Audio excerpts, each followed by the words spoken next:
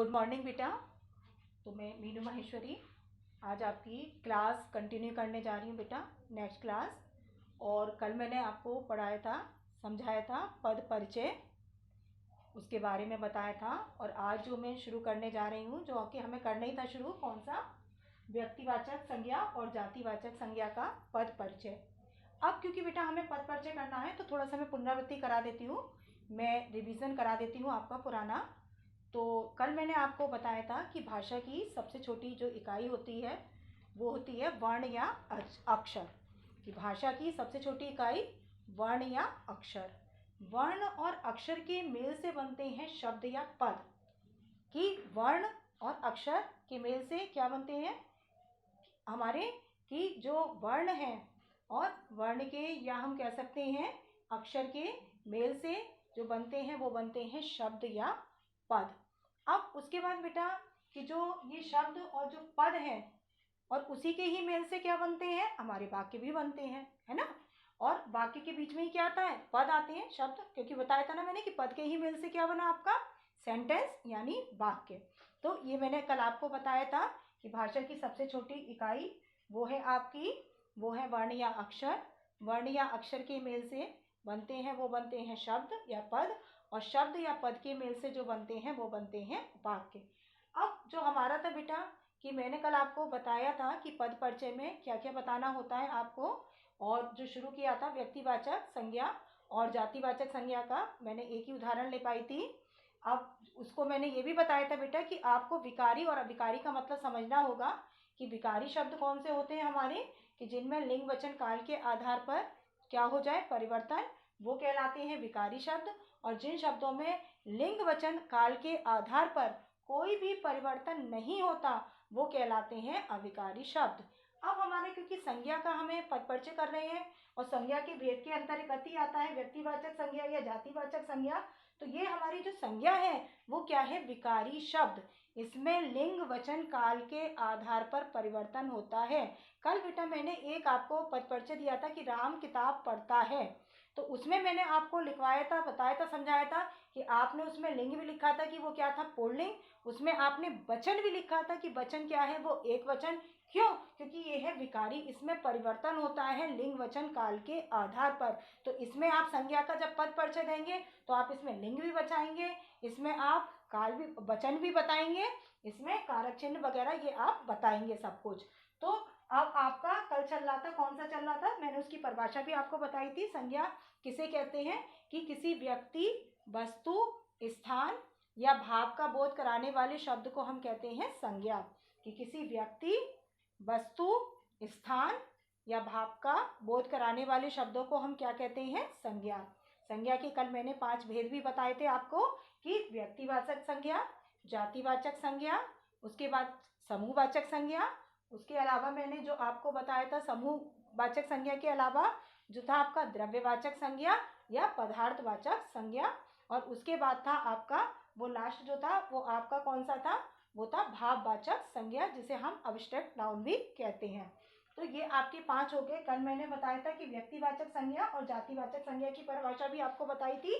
कि व्यक्तिवाचक संज्ञा क्या होती है, कि जिससे क्या होता है कि जो शब्द हमें क्या करता है, व्यक्ति विशेष का बोध कराए, वो कहलाती है व्यक्तिवाचक संज्ञा। यानी व्यक्तिवाचक संज्ञा वो क्या हुई आपकी संज्ञा, कि जिससे हमें किसी व्यक्ति विशेष का बोध हो, वो शब्द कहलाता है व्यक्तिवाचक संज्ञा। अब जातिवाचक संज्ञा क्या है, कि जिससे क्या होता है, एक जाति का बोध हो, जो एक जाति को इंगित करे, वो कहलाता है आपका जातिवाचक संज्ञा। इसको हम प्रॉपर नाउन भी कहते हैं इंग्लिश में, और इसको हम कहते हैं कॉमन नाउन। ये प्रॉपर नाउन व्यक्तिवाचक संज्ञा, और जातिवाचक संज्ञा जो हमारी है वो क्या है, हमारी कॉमन नाउन। अब बेटा आज अपना परिचय लेते हैं। कल मैंने एक उदाहरण से आपको समझाया था। अब आगे मैं आज और उदाहरण ले रही हूँ ताकि आपको अच्छे से समझ में आ जाए, आपको बारीकियां समझ में आ जाए। क्योंकि बेटा कहा गया है ना, प्रैक्टिस मेक्स मैन परफेक्ट। और खासकर बेटा ग्रामर में तो प्रैक्टिस की बहुत जरूरत है। जब तक बेटा आप एक्सरसाइज अधिकाधिक सॉल्व नहीं करेंगे तब तक आप परफेक्ट नहीं होंगे। परफेक्शन आप में तभी आएगा बेटा जब आप अधिक से अधिक एक्सरसाइज सॉल्व करेंगे। और जितना बताया जा रहा है अच्छे से करो। साथ साथ आपके पास जो भी किताबें यदि उसमें दे रखा हो करें। वैसे हम लोग नोट्स भी प्रोवाइड करते रहेंगे आपको बराबर, तो आप लोग सॉल्व करते रहें, बराबर करते रहें काम को। अब हम अपना नेक्स्ट उदाहरण लेते हैं। नेक्स्ट उदाहरण, सीता कलम से पत्र लिखती है। अब हमारा इसमें देखो बेटा, सीता, कलम से और पत्र, ये तीनों क्योंकि संज्ञा है इसलिए मैंने इन पर अंडरलाइन कर दिया है। कल मैंने बेटा जो परिचय का आधार बताया था आपको कि जब आप संज्ञा का पद परिचय देंगे तो आप कैसे देंगे। सबसे पहले आप संज्ञा के भेद बताएंगे। संज्ञा के भेद, कौन सा भेद है, संज्ञा का भेद है ना, संज्ञा का भेद। उसके बाद भेद बताने के बाद आप बताएंगे लिंग, लिंग के बाद वचन, वचन के बाद कारक, कारक के बाद आपको जो बताना है वो क्या बताना है, क्रिया से संबंध, क्रिया से संबंध। इस आधार पर आपको क्या देना है, पद परिचय किसका देना है। इसमें जो आपका सेंटेंस लिखा है और एग्जाम में आता है कि रेखांकित पद का पद परिचय दीजिए। तो रेखांकित आपके कौन कौन से शब्द हैं, सीता, कलम से और पत्र, और तीनों का हमें पद परिचय अलग अलग देना है। कि जो सीता है, सबसे पहले सीता का पद परिचय क्या रहेगा, सीता, आपने, बहुत आसान है बेटा चैप्टर, यदि आप समझेंगे तो बहुत ज्यादा आसान है। और एक बार यदि आपने संज्ञा सर्वनाम अच्छे से समझ लिया तो आगे की जो भी है विशेषण क्रिया जो कुछ भी बेटा पद परिचय आपको बहुत बहुत आसान लगेगा यदि आपने संज्ञा और सर्वनाम का पद परिचय अच्छे से समझ लिया तो। अब देखो बेटा सीता, तो सीता का आपका पद परिचय क्या रहेगा कि सबसे पहले आप देखेंगे सीता जो शब्द है वो क्या है, संज्ञा, क्योंकि किसी व्यक्ति विशेष का बोध करा रहा है तो सीता यानी आपकी हो गई संज्ञा। संज्ञा के बाद आपको देखना होगा कि संज्ञा के कौन से भेद, यानी इसके लिए हमें भेद भी याद होने चाहिए तभी हम पद परिचय को आगे बढ़ा सकेंगे। तो आपने जो भेद है वो मैंने 5 कल आपको बताया था, तो उसमें ये सीता क्योंकि पर्टिकुलर एक लड़की का नाम है तो आपका सीता क्या हो गया, आपका व्यक्तिवाचक संज्ञा, क्या हुई आपकी व्यक्तिवाचक। व्यक्तिवाचक के बाद बेटा आपका आएगा लिंग, सीता क्योंकि लड़की है तो आपका क्या होगा, स्त्री लिंग, क्या हो जाएगा आपका स्त्री लिंग। उसके बाद वचन, भाई सीता एक ही है क्योंकि एक ही लड़की है तो आपका वचन में क्या हो जाएगा, एक वचन, क्या हो गया, एक वचन। अब उसके अलावा बेटा कारक चिन्ह जो है आपका, क्योंकि सीता के बारे में ही बताया जा रहा है, सीता के बारे में ही कहा जा रहा है, कौन कर रहा है, कलम से कौन लिख रहा है, सीता, तो नहीं कारक कौन सा हो गया बेटा, कर्ता कारक, यानी काम को करने वाली कौन है, सीता, तो यहाँ पर कारक कौन सा हो जाएगा, कर्ता कारक। कर्ता कारक के बाद फिर आपका क्रिया से संबंध, क्यों नहीं है सीता बेटा, कल मैंने आपको बताया था ना, ये हो गया आपका कर्ता सीता, लिखती है आपकी क्रिया, जब आपकी लिखती है बेटा क्रिया हो गई। अब आपके पास दो है, कलम से और पत्र, दो है, तो यानी सीता का सीधा संबंध किससे नहीं है, क्रिया से, यानी कर्ता का सीधा संबंध क्रिया से ना होना, तो आप इसे शॉर्ट में क्या लिख सकते हो कि क्रिया से सीधा संबंध ना होना, क्रिया से सीधा संबंध ना होना, संबंध ना होना। तो ये आपका जो पद परिचय हुआ वो किसका हुआ, और लास्ट में बेटा हमको विराम चिन्ह भी लगाना होगा, यानी तभी आपका ये कंप्लीट माना जाएगा। और सबके बीच में आपको कॉमा लगा लगा के इसको बढ़ाना होगा और लास्ट में विराम चिन्ह आपको लगाना होगा।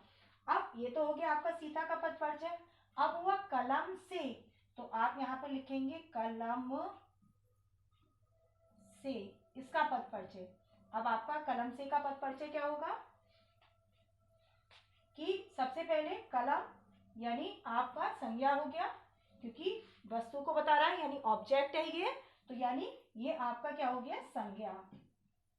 संज्ञा के बाद आप संज्ञा के भेद पर जाएंगे तो क्यों होगा, क्योंकि कलम में बेटा यदि कलम का नाम दिया जाता कि रेनॉल्ड की या किसी भी कंपनी का नाम दिया जाता तो हो जाता आपका व्यक्तिवाचक, क्योंकि कलम से एक जाति का यानी पेन का लेखनी का इसका बोध हो रहा है, जाति का बोध हो रहा है, तो ये आपकी क्या हो जाएगी जातिवाचक, क्योंकि जाति को इंगित कर रही है। यदि हम इसी की कंपनी का नाम ले देते जैसे मैंने कल बताया था किताब, वो हो गया आपका व्यक्ति, वो हुआ जातिवाचक। लेकिन यदि मैंने किताब को नाम दे दिया रामायण महाभारत तो वो आपकी क्या हो जाएगी बेटा व्यक्तिवाचक संज्ञा। यानी ये कोई किसको कर रहा है, जाति को, कलम जाति को पूरी को बोध करा रहा है, तो इसलिए ये क्या हो जाएगी आपकी जातिवाचक संज्ञा। तो दूसरा आपका क्या हो गया जातिवाचक। अब जातिवाचक के बाद बेटा क्या आएंगे आप कि इसका तीसरा हो गया लिंग। तो लिंग पर आप जाएंगे तो लिंग क्या लिखेंगे आप, क्योंकि अब आपको लिंग की पहचान कैसी करनी है, कल जैसे मैंने आपको बताया था किताब को कैसे बताया था कि किताब पढ़ी जाती है, लिखी जाती है ना, तो रखी जाती है, तो स्त्रीलिंग। ऐसे ही कलम, कलम क्योंकि होती है ना, कलम से लिखा जाते हैं, कलम होती है, तो यहाँ पर हो जाएगा कलम से यानी स्त्रीलिंग। तो क्या होगा आपका स्त्रीलिंग।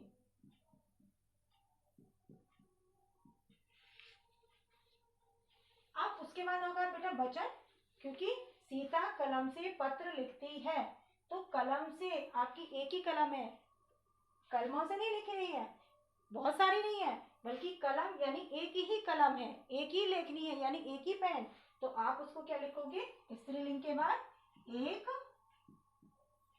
वचन। एक वचन के बाद फिर आपका बेटा आएगा क्या बताना है आपको कारक चिन्ह। तो कर्ता ने कर्म को करण से या के द्वारा यानी कलम के द्वारा, से किसमें आता है बेटा, कर्ता ने कर्म को करण से संप्रदान के लिए अपादान से भी आता है, लेकिन वो अलग होने के लिए।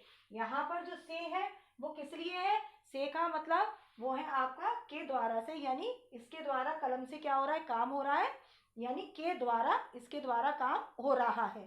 तो यहाँ पर ये हो गया कर्ता ने कर्म को करण से, तो आपका कारक चिन्ह विभक्ति चिन्ह क्या हो गया बेटा आपका करण कारक। तो आप क्या लिखेंगे इसमें करण कारक।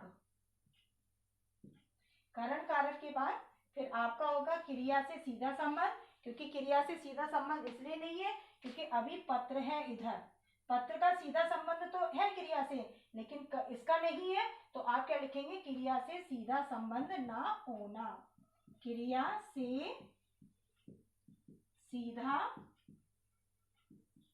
संबंध ना होना।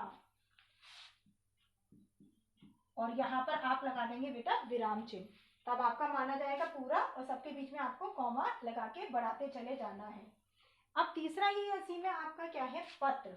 तो आप यहाँ पर पत्र का जो परिचय देंगे वो क्या देंगे पत्र। अब इसमें आप सबसे पहले पत्र क्या है आपका संज्ञा, संज्ञा के बाद किसी का दिया नहीं गया है पर्टिकुलर, तो आपका क्या है कि पत्र, क्योंकि पूरा एक पत्र जाति का बोध करा रहा है पूरे, तो आपका क्या होगा ये होगा आपका जातिवाचक।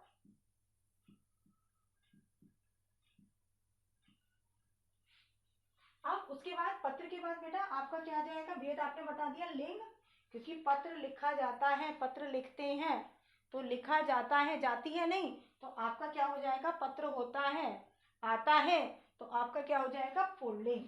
तो यहाँ पर आप क्या लिखेंगे पुल्लिंग, लिंग में क्या हो गया आपका पुल्लिंग।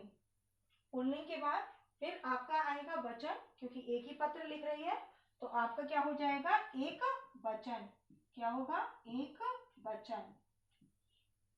उसके बाद कारक में आपका यानी यहाँ पर को विभक्ति चिन्ह छिपा हुआ है, कल भी आया था ना बेटा, मैंने आपको बताया था। तो सीता कलम से पत्र लिखती है, हम ये भी कह सकते हैं को विभक्ति चिन्ह इसमें क्या है कि पत्र को लिखती है, यानी सीता कलम से पत्र को लिखती है, यानी इसमें को विभक्ति चिन्ह क्या है छिपा हुआ है।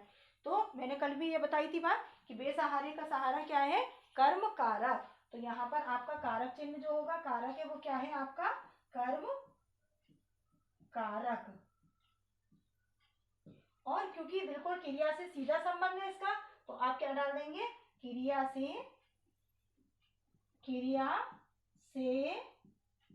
सीधा संबंध होना।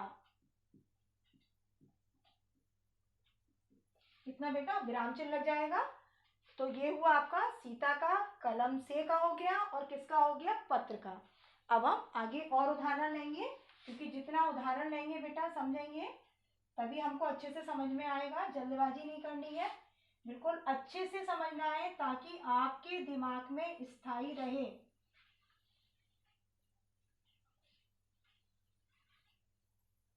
ऐसा समझा जाए बेटा कि जो दिमाग के अंदर काफी समय तक रहे, स्थायी रूप से रहे, तब तो फायदा है बेटा पढ़ने का, है ना, समझने का।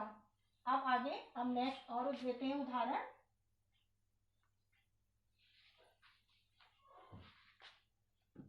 अब आगे हम देहरादून घूमने गए। हम देहरादून घूमने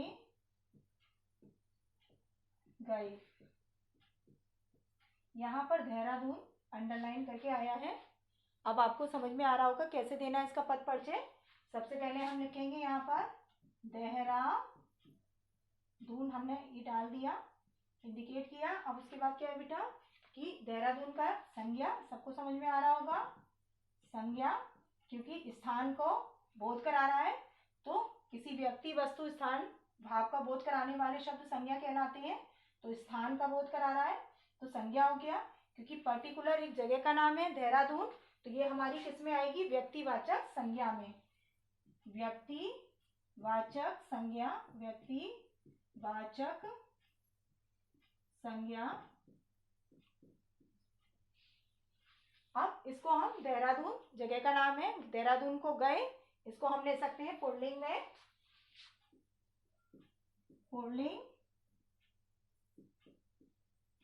पुल्लिंग के बाद, क्योंकि पर्टिकुलर एक ही जगह का नाम है तो आपका एक ही है, तो आप उसको वचन में क्या डालेंगे, एक वचन।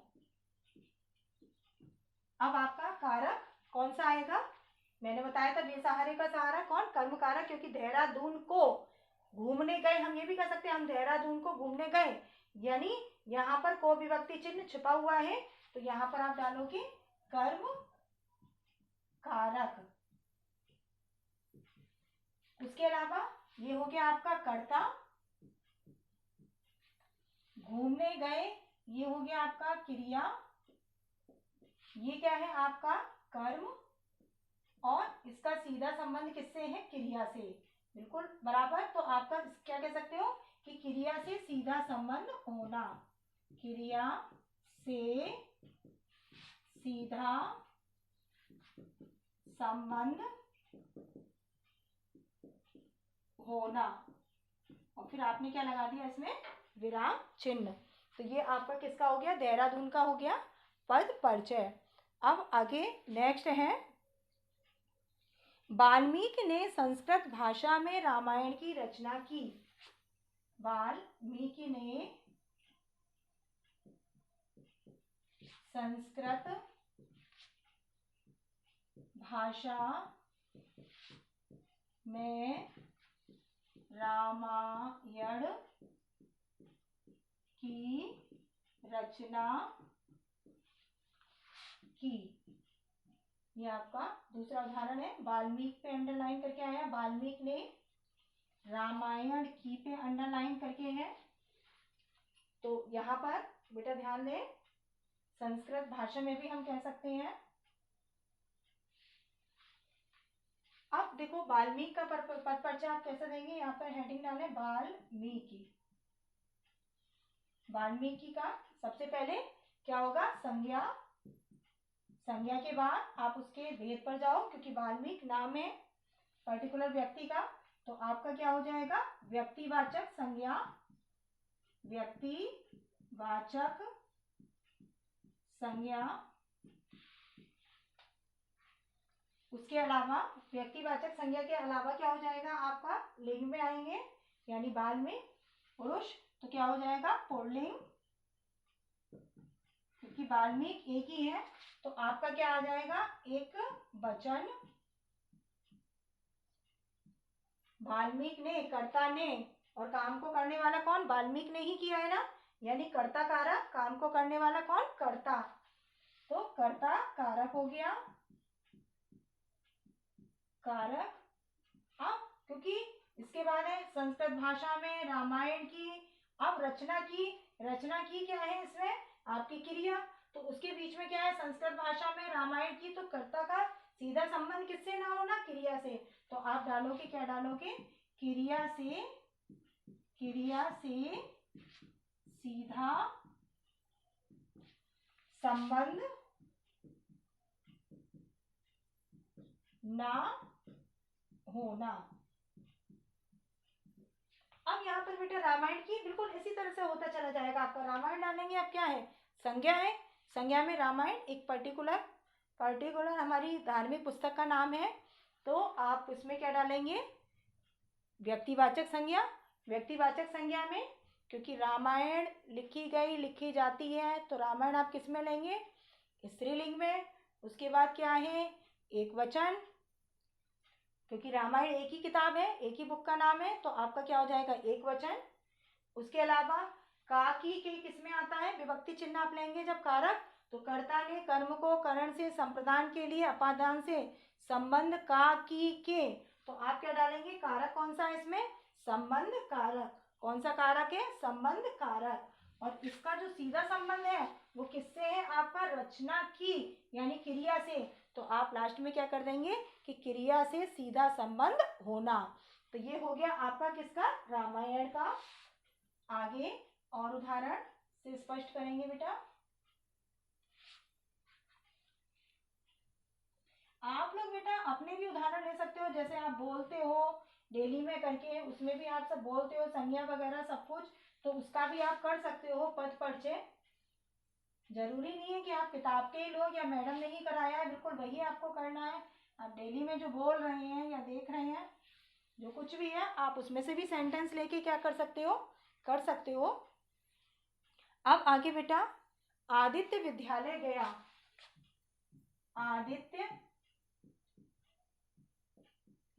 विद्यालय गया, यहाँ पर आदित्य और विद्यालय, आदित्य का जब हम पद परिचय करेंगे तो पहले हमने डाला आदित्य, आदित्य के बाद डाला संज्ञा। अब तो आप सभी जान गए होंगे कि संज्ञा के बाद कौन सी संज्ञा है, व्यक्तिवाचक संज्ञा, तो आप क्या डालेंगे व्यक्तिवाचक। व्यक्तिवाचक के बाद आदित्य क्योंकि लड़का है तो आप क्या डालेंगे पुल्लिंग,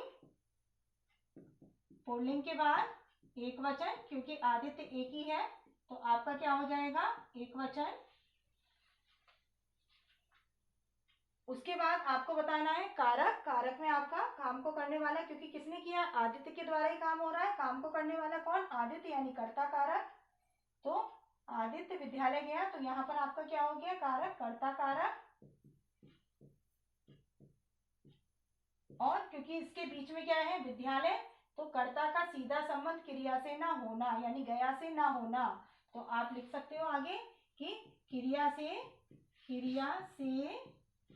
सीधा संबंध ना होना, सीधा संबंध ना होना, और लास्ट में आपने क्या लगा दिया विराम चिन्ह करके। अब विद्यालय का आपको देना है तो आप विद्यालय कैसे कहेंगे, विद्यालय का, अब विद्यालय का पद परिचय आपको किस तरीके से करना है, देखो विद्यालय संज्ञा के बाद ये आपकी कौन सी हो गई विद्यालय, किसी विद्यालय का नाम नहीं दिया गया है, जैसे विष्णु भगवान पब्लिक स्कूल कहा जाता तो वो आपका हो जाता व्यक्तिवाचक, क्योंकि विद्यालय यानी विद्यालय जाति को कोई सा भी विद्यालय हो सकता है, तो आपका कौन सा हो गया जातिवाचक, तो यहाँ आप डालेंगे जातिवाचक। विद्यालय होता है बनाया जाता है, तो विद्यालय आपका क्या हो गया पुल्लिंग, एक ही विद्यालय गया है तो आपका क्या हो जाएगा एक वचन।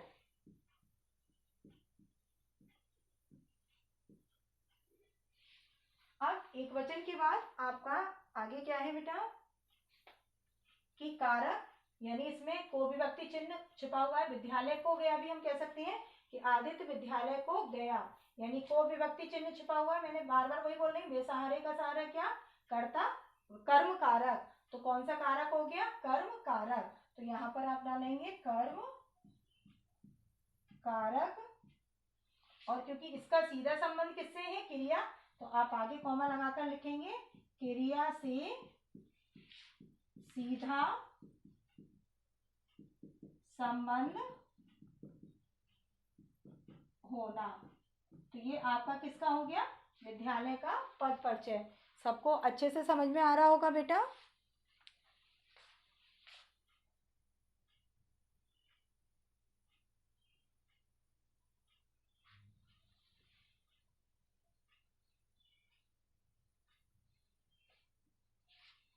नेक्स्ट उदाहरण हमारा जो है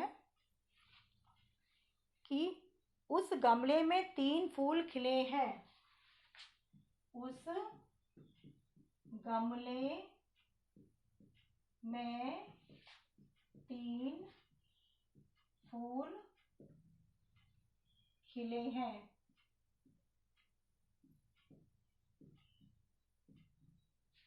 अब गमले में अंडरलाइन करके आया है बेटा, फूल अंडरलाइन करके आया है।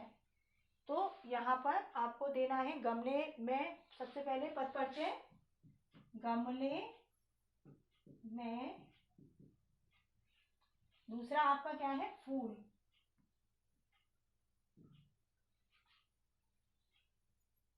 अब गमले का आप लोग खुद से वही बोलने की कोशिश करो बेटा कि रोचकता से पढ़ना है हमें, नीरसता बिल्कुल नहीं है, हमें उत्साह से पढ़ना है। तो अच्छे से गमले में कौन सा होगा, सब जाग के पढ़ेंगे कि गमले में। तो सबसे पहले संज्ञा, संज्ञा में जातिवाचक, क्योंकि पूरी गमले जाति को है, कोई पर्टिकुलर गमला नहीं है। तो गमला आपका क्या हो गया, व्यक्तिवाचक। व्यक्तिवाचक, व्यक्तिवाचक के बाद आपका गमले में गमला होता है, बनाया जाता है, तो आपका क्या हो जाएगा, पुल्लिंग। पुल्लिंग के बाद क्योंकि उसी गमले में यानी एक गमला है, तो आपका क्या हो जाएगा, एक वचन। मैं पर किसमें आता है, अधिकरण कारक में, तो आपका क्या हो गया, अधिकरण कारक।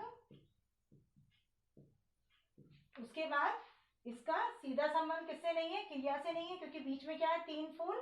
तो आप क्या दे देंगे कि क्रिया से सीधा संबंध ना होना, क्रिया से सीधा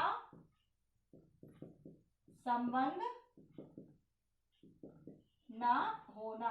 और उसके बाद क्या लगा दिया हमने, विराम चिन्ह। अब आगे फूल का, फूल का जो हमारा पद परिचय चलेगा वो क्या चलेगा, फूल क्या है, संज्ञा। संज्ञा में किसी फूल का नाम नहीं लिया गया है, जैसे कमल का कह दिया जाता या गुलाब का, तो आपका व्यक्तिवाचक हो जाता फूल, यानी पूरी एक फूल जाति को इंगित कर रही है, तो आपका क्या हो जाएगा, जातिवाचक। जातिवाचक के बाद फूल खिलता है, खिलते हैं, यानी फूल क्या हो गया आपका, पुल्लिंग। अब उस गमले में 3 फूल खिले हुए हैं, ये आपका यानी 3 फूल है, तो क्या हो गया आपका, बहुवचन।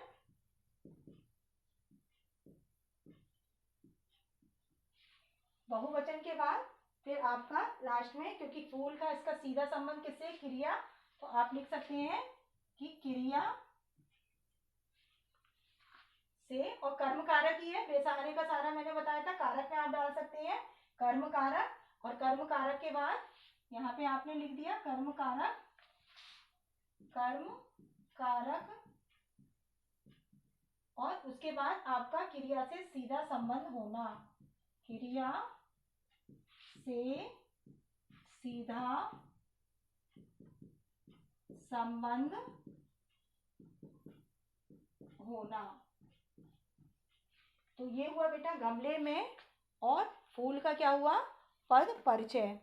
अब आगे अध्यापिका हिंदी पढ़ा रही है।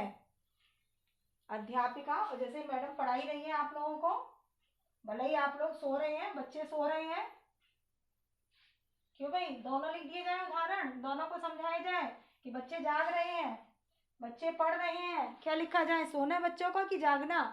क्या कर रहे हैं आप लोग क्लास में? तो अध्यापिका, क्योंकि क्या हो रहा है, डायरेक्ट देख ही नहीं पा रहे प्रत्यक्ष रूप से आपको क्या कर रहे हैं, कुछ भी नहीं पता है ना, लेकिन पढ़ेंगे तभी बेटा सफलता अर्जित कर पाएंगे। तो अध्यापिका तो पढ़ा ही रही है हिंदी। तो ये आपका नेक्स्ट उदाहरण कि अध्यापिका हिंदी पढ़ा रही है। अब हमारे प्यारे बच्चे क्या कर रहे हैं, वो पता नहीं है ना। तो अब अध्यापिका का पहले पद परिचय है और हिंदी का। तो पहले अध्यापिका का पद परिचय क्या होगा, संज्ञा। अब कौन सी, जातिवाचक, क्योंकि ये नहीं कहा मैंने मीनू मैडम, है ना, मैंने केवल क्या कहा, अध्यापिका, कोई भी हो सकता है अध्यापिका जाति को। तो यहाँ पर क्या हो गया, जातिवाचक। जातिवाचक के बाद फिर आपका क्या होगा कि जो लिंग आएगा, अध्यापिका है, अध्यापक होते हैं तो होता पुल्लिंग, क्योंकि अध्यापिका है तो इसलिए क्या हो गया आपका स्त्रीलिंग। स्त्रीलिंग, स्त्रीलिंग के बाद क्योंकि एक ही अध्यापिका है, भाई मीनू मैडम ही पढ़ा रही है अध्यापिका इस समय, तो आपका क्या हो गया, एक वचन। एक वचन, एक वचन के बाद यहाँ पर कारक, कर्ता, क्योंकि काम को करने वाली कौन, अध्यापिका, तो आपका क्या होगा, कर्ता कारक। कर्ता कारक के बाद बेटा फिर आपका क्या होगा लास्ट में कि, क्योंकि हिंदी आ गया बीच में, ये पढ़ा रही है आपकी बेटा क्रिया है, ये आपकी हुई पढ़ा रही है क्रिया, ये है पढ़ा मुख्य क्रिया है, रही है क्या है, सहायक क्रिया। पढ़ा मेन वर्ब और ये आपकी रही है क्या है, हेल्पिंग वर्ब। इंग्लिश में भी आप पढ़े होंगे, जिसे हिंदी में कहते हैं मुख्य क्रिया, और रही है ये आपका क्या हो गया, सहायक क्रिया। अब ये आपका क्या है, अध्यापिका कर्ता हो गया, ये आपका क्या है, कर्म है, यानी बीच में कर्म है तो आपका सीधा संबंध नहीं है किससे, क्रिया से, यानी कर्ता का सीधा संबंध क्रिया से ना होना। तो आप क्या डाल दोगे, क्रिया से सीधा संबंध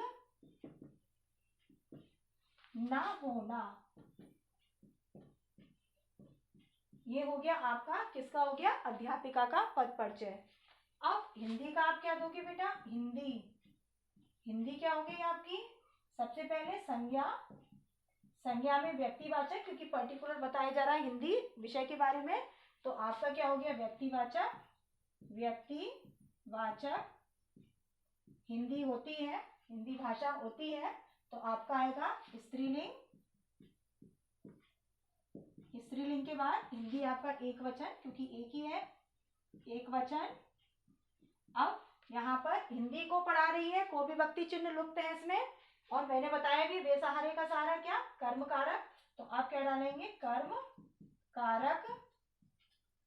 उसके बाद सीधा संबंध दिख रहा है आपको, तो आप क्या लिखेंगे, क्रिया से सीधा संबंध होना।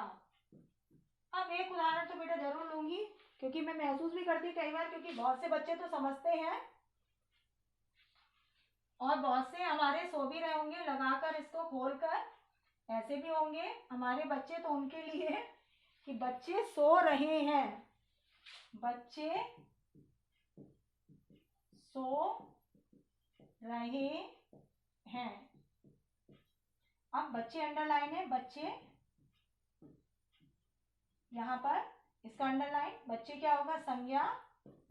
संज्ञा में किसी बच्चे का नाम नहीं दिया गया है पर्टिकुलर, बच्चा क्या है, पूरे बच्चे को, बालकों को इंगित कर रहा है, जाति को, तो आपका क्या होगा, जातिवाचक।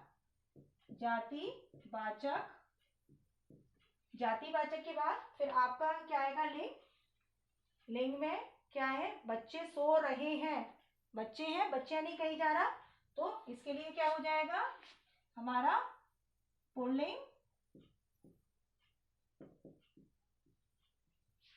बच्चे में आप बेटा उभयलिंग भी डाल देंगे तो भी कोई बात नहीं है, क्योंकि लड़के लड़कियां भी हम कर सकते हैं इंक्लूड, कि बच्चे सो रहे हैं मिलाकर हमने बोल दिया, उभयलिंग भी बोल सकते हैं, लेकिन पुल्लिंग भी आपका ठीक है। उसके बाद आप क्या करेंगे, बच्चे क्योंकि बहुत सारे हैं तो क्या होगा आपका बहुवचन। अब काम को करने वाले कौन है, बच्चे, यानी बच्चे ही सो रहे हैं ना, तो कारक कौन सा होगा, कर्ता कारक। कर्ता कारक के बाद क्रिया से सीधा, क्योंकि सो रहे हैं, ये है आपकी क्रिया बेटा, और बच्चे क्या है आपका कर्ता, यानी कर्ता का सीधा संबंध किससे, क्रिया से। मैंने बताया था ना, सोना क्या है बेटा, मुख्य क्रिया, रहे है सहायक क्रिया, यानी ये मेन वर्ब, और ये क्या है आपकी हेल्पिंग वर्ब। तो यहाँ पर कर्ता का सीधा संबंध किससे है, क्रिया, तो आप बाद में क्या डालेंगे, क्रिया से सीधा संबंध होना। तो ये मैंने बेटा उदाहरण समझाए हैं, और मुझे पूरी उम्मीद है कि आप लोगों को उदाहरण समझ में आ गए होंगे इतने, है ना। तो अब आगे मैं कंटिन्यू करूँगी अपना नेक्स्ट, तब तक आप प्रैक्टिस करो बेटा, अच्छे से प्रैक्टिस करिएगा, ठीक है। थैंक यू बेटा।